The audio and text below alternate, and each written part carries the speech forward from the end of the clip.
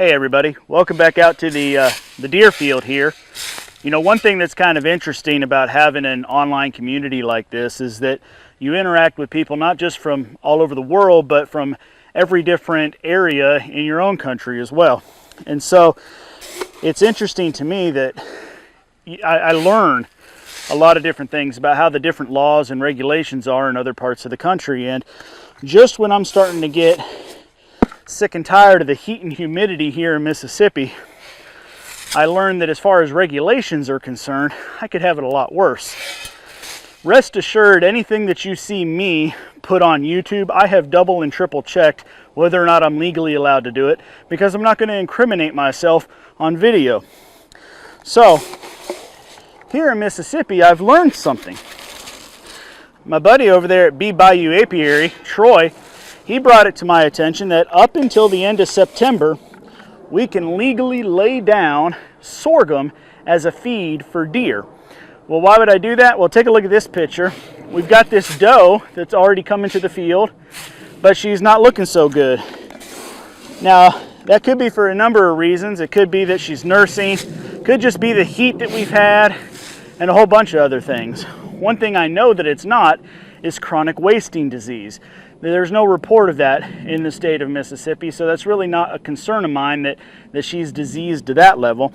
But a lot of people are saying that there's been a lot of ticks this season, and maybe it could be worms or something else. But I figure the best thing I can do to help her is put down some feed. And if she's nursing some young, then great. If she's not and she's sick, well, maybe this will help her recover from that. So wherever you are, everything you see me do, I can do where I am. Whether or not you can do it where you are, that's up for you to find out. My salt block, my deer field, the sorghum, I can do that. You need to look up whether you can do it on your own or not. Now, a lot of these things can be attributed to simple conservation. We allow deer hunting because the deer population does grow, and we can control that growth through hunting.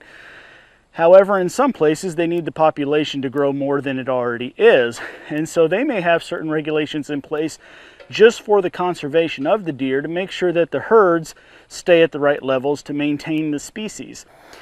In other cases, it may just be that you have elected officials that know better.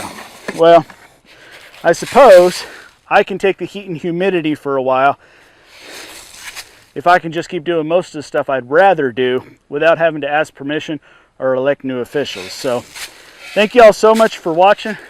This has never been a hunting channel, but I would like to try to capture a deer this season. Last year I tried and never succeeded. I honestly took one shot and missed, and I couldn't believe I missed. That was with a crossbow, and yes, that's legal here in Mississippi too.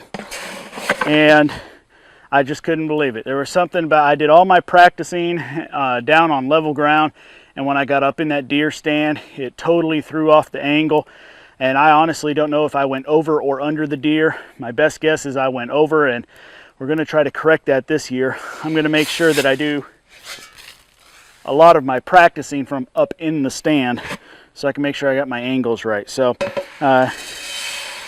I don't have the wherewithal or the desire to show you me harvesting a deer on video. But if you're interested to see how this goes and what kind of deer we end up getting in the field plot, well, we'll share that with you at some point along the way. Thank you for watching. Don't forget to hit that subscribe button up there in the corner. And as always, we'll see you next time.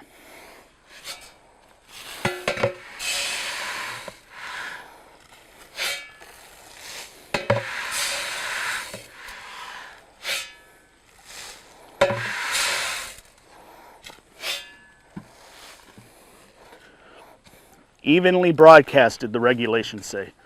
Evenly broadcasted.